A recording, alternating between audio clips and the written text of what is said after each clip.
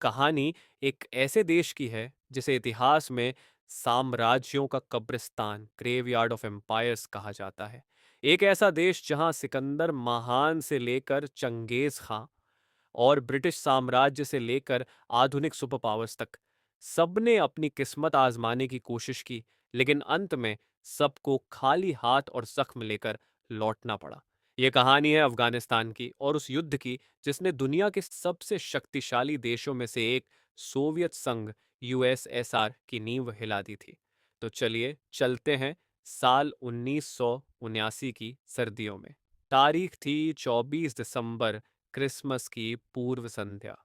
पूरी दुनिया क्रिसमस के जश्न की तैयारियों में डूबी थी, लेकिन काबुल की फिजाओं में एक अजीब सी खामोशी थी। अचानक आसमान में भारी गड़गड़ाहट सुनाई देने लगी। यह आवाज थी सोवियत ट्रांसपोर्ट विमानों की, जो एक के बाद एक काबुल एयरपोर्ट पर उतर रहे थे। उसी समय उत्तर में अमू दरिया नदी आमू दारिया के पुल को पार करके हजारों सोवियत टैंक और सैनिक अफगानिस्तान की सीमा में दाखिल हो रहे थे।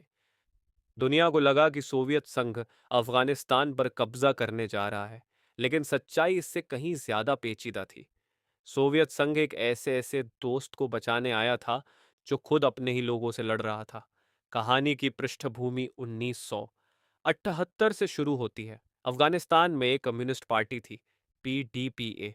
उन्होंने एक खूनी क्रांति, सौर क्रांति के जरिए सत्ता हासिल की थी। वे अफगानिस्तान को रातों रात बदलना चाहते थे। वे चाहते थे कि एक रूढ़िवादी और कबीलाई देश अचानक से आधुनिक और नास्तिक अथिस्टाते बन जाए। उन्होंने जबरदस्ती जमीन सुधार कानून लागू किए, महिलाओं को पर्दा हटाने को कहा और जो भी विरोध करता उसे जेल में डाल देते या मार देते।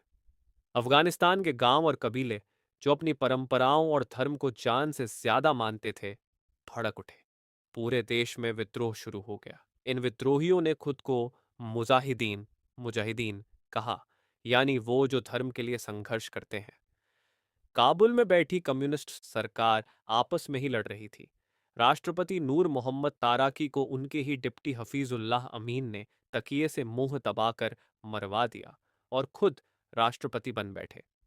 सोवियत संघ को डर था कि हफीजुल्लाह अमीन शायद अमेरिका, सीआईए के साथ मिल गया है। उन्हें लगा कि अगर अफगानिस्तान हाथ से निकल गया तो उनके अपने देश के दक्षिणी हिस्सों जैसे उज्बेकिस्तान, ताजिकिस्तान में भी इस्लामी कट्टरपंथ फैल जाएगा। इसी डर से सोवियत नेताओं ने फैसला लिया, हफीजुल्लाह अमीन को हटाओ और अपना कोई वफादार आदमी बैठाओ। 27 दिसंबर 1979 की रात सोवियत स्पेशल फोर्सेस स्पेत्सनास ने काबुल के ताजबेक पैलेस पर हमला किया। यह ऑपरेशन इतना सटीक और क्रूर था कि कुछ ही घंटों में राष्ट्रपति अमीन और उनके पूरे परिवार को मार दिया गया। सोवियत संघ ने अपने साथ लाए एक नए नेता पबराक करमाल को गद्दी पर बैठा दिया। सोवियत जनरलों को लगा था कि यह कुछ महीनों का काम है। वे आएंगे, विद्रोह को कुचलेंगे, सरकार को स्थिर करेंगे और चले जाएंगे। लेकिन वे नहीं जानते थे कि वे एक ऐसे दलदल में पैर रख रहे हैं जहां से निकलना नामुमकिन होगा। जैसे ही सोवियत सेना गांवों में घुसी, उन्हें एक अलग तरह की जंग का सामना करना पड़ा। सोवियत सेना के पास दुनिया के बेहतरीन टैंक और हेलीकॉप्टर थे, लेकिन मुजाहिदीन के पास था पहाड़ों का ज्ञान और मरने मारने का जज्बा। मुजाहिदीन सामने से कभी लड़ते ही नहीं थे। वे पहाड़ों की चोटियों पर छिप जाते, संकरे रास्तों से गुजरने वाले सोवियत काफिलों पर हमला करते और फिर गुफाओं में गायब हो जाते। सोवियत सैनिकों के लिए हर पत्थर और हर पहाड़ दुश्मन बन गया था। वे समझ ही नहीं पा रहे थे कि किससे लड़ें। दिन में जो किसान खेत में काम करता था, रात में वही एक के सौटी टालिन उठा लेता था। और यही एंट्री होती है अमेरिका की। अमेरिका के लिए यह एक सुनहरा मौका था। वियतनाम युद्ध में अमेरिका को मिली हार का बदला लेने का समय आ गया था। अमेरिकी खुफिया एजेंसी सीआईए ने एक गुप्त ऑपरेशन शुरू किया जिसका कोड नेम था ऑपरेशन साइक्लोन।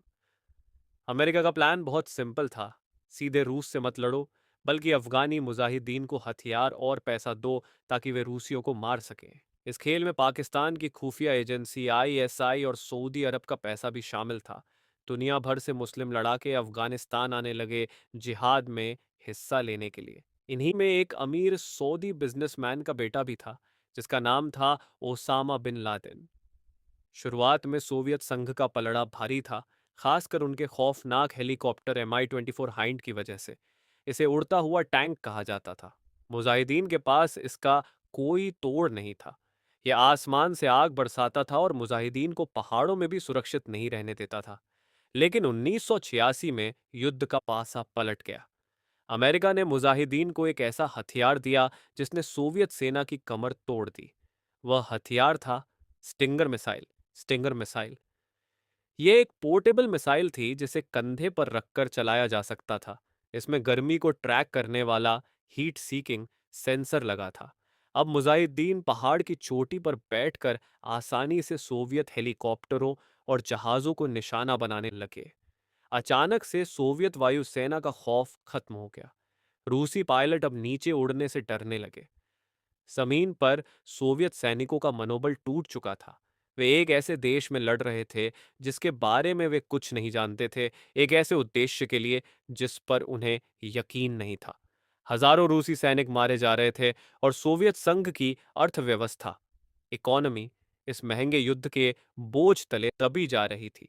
सोवियत माताओं ने अपने बेटों के शवों जिंक कॉफिन्स को वापस आते देखकर सरकार के खिलाफ आवाज उठानी शुरू कर दी। आखिरकार सोवियत नेता मिखाइल गोर्बाचोव ने मान लिया कि अफगानिस्तान एक रिसता हुआ घाव, ब्लीडिंग वूंड बन चुका है। 15 फरवरी 1989 को करीब 10 साल की खूनी लड़ाई और 15,000 से ज्यादा सोवियत सैनिकों की मौत के बाद आखिरी सोवियत टैंक अफगानिस्तान से वापस लौट गया। सोवियत संघ हार चुका था। और विडंबना देखिए, इस हार के 2 साल बाद ही 1991 में सोवियत संघ खुद बिखरकर 15 टुकड़ों में बंट गया। लेकिन कहानी यहां खत्म नहीं होती। असल त्रासदी तो अब शुरू होने वाली थी। जब तक रूस लड़ रहा था, तब तक अमेरिका और पाकिस्तान की दिलचस्पी अफगानिस्तान में थी। जैसे ही रूस गया, अमेरिका ने भी अपने हाथ खींच लिए। उन्होंने मुजाहिदीन को हथियारों से तो भर दिया था, लेकिन देश को चलाने के लिए स्कूल, सड़कें या अस्पताल नहीं बनाए। नतीजा यह हुआ कि जिन अलग अलग गुटों को, वो वॉरलॉर्ड्स, अमेरिका ने हथियार दिए थे, अब वे सत्ता के लिए आपस में ही लड़ने लगे। काबुल, जो रूसियों के समय तक काफी हद तक सुरक्षित था, अब गृहयुद्ध, सिविल वॉर में जलकर राख हो गया। बलात्कार, लूटपाट और हत्याएं आम हो गईं। इसी अराजकता और गंदगी के बीच 1994 में दक्षिण अफगानिस्तान के मदरसों से छात्रों का एक नया समूह उभरा।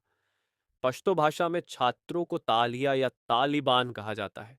उन्होंने वादा किया कि वे इस गृहयुद्ध को खत्म करेंगे और शरीयत कानून के तहत शांति लाएंगे। लोग गृहयुद्ध से इतने तंग आ चुके थे कि उन्होंने शुरुआत में तालिबान का स्वागत किया। 1996 तक तालिबान ने काबुल पर कब्जा कर लिया और फिर उन्होंने एक क्रूर शासन की शुरुआत की। और इसी तालिबान ने ओसामा बिन लादेन और उसके संगठन अल कायदा को पनाह दी। इतिहास का चक्र देखिए, अमेरिका ने जिन मुजाहिदीन को सोवियत संघ के खिलाफ खड़ा किया था, उन्हीं की कोख से निकले आतंकवादियों ने 2001 में अमेरिका पर 9 नवंबर 11 का हमला किया और उसके बाद अमेरिका को उसी अफगानिस्तान में अपनी सेना भेजनी पड़ी। आज जब हम पीछे मुड़कर देखते हैं तो पाते हैं कि 1979 का वो एक फैसला कैसे पूरी दुनिया के लिए भारी पड़ा। यह युद्ध सिर्फ सोवियत संघ की हार नहीं थी, बल्कि यह शीत युद्ध, कोल्ड वॉर का वह आखिरी अध्याय था जिसने आधुनिक आतंकवाद के बीज बोए। अफगानिस्तान आज भी उन्हीं जख्मों को सहला रहा है और दुनिया आज भी उस 10 साल लंबी लड़ाई की कीमत चुका रही है।